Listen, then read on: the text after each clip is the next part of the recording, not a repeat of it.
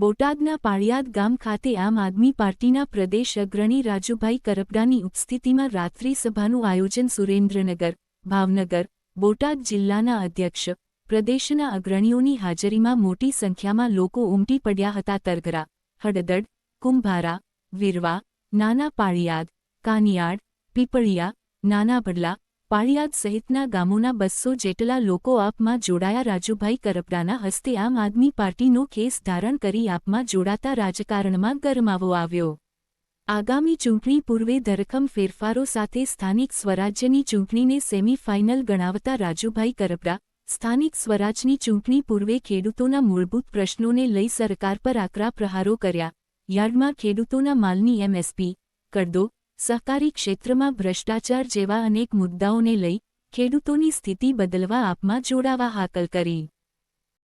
પાળિયાદમાં રાત્રિ સભાનું આયોજન, કેટલા લોકો આમ આદમી પાર્ટીમાં જોડાયા, શું આજે બોટાદ વિધાનસભાના પાળિયાદ ગામે આમ આદમી પાર્ટી ટીમ અને ખાસ કરી પ્રમુખ પરસોત્તમભાઈ રાઠોડ દ્વારા જે આયોજન કરવામાં આવ્યું, ગુજરાત જોડો સદસ્યતા અભિયાન અંતર્ગત આજે પાળિયાદમાં ખેડૂત અને પશુપાલકો સાથે મીટિંગનું આયોજન કરવામાં આવ્યું, જેમાં બોટાદ વિધાનસભાના વિવિધ ગામડાઓમાંથી મોટી સંખ્યામાં અહીંયા લોકો ઉપસ્થિત રહ્યા. સાથે જ ખુશીની વાત આમ આદમી પાર્ટી માટે એ છે કે આજે લગભગ 200 થી વધારે લોકો, દરેક સામાજિક આગેવાનો, દરેક સમાજના લોકો આમ આદમી પાર્ટી સાથે જોડાયા છે.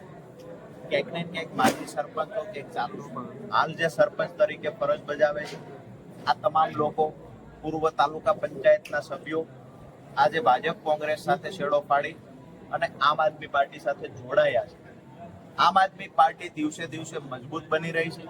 ગુજરાતની અંદર આજે કોઈની જો ઉમ્મીદ અને આશા હોય તો એ આમ આદમી પાર્ટી છે.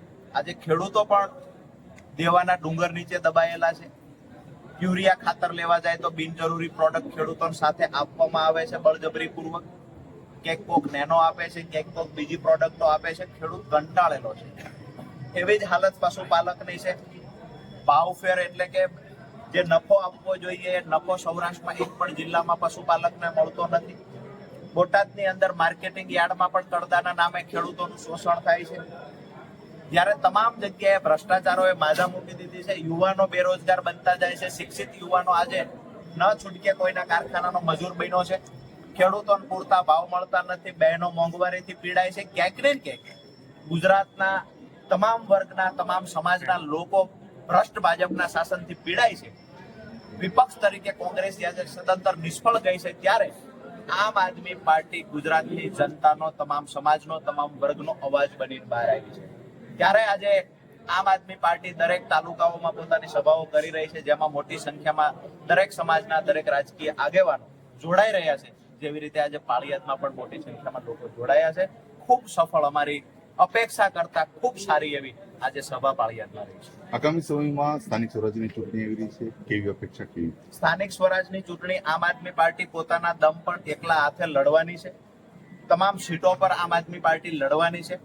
અને હું એવું ચોક્કસથી કહીશ કે 2027ની જે વિધાનસભાની ચૂંટણી છે એ ફાઇનલ છે. અને અહીંયા જે તાલુકા જિલ્લા પંચાયતની ચૂંટણી છે એ અમારા માટે સેમીફાઇનલ હશે. અને સેમીફાઇનલમાં સારામાં સારું પરફોર્મન્સ આમ આદમી પાર્ટી કરશે.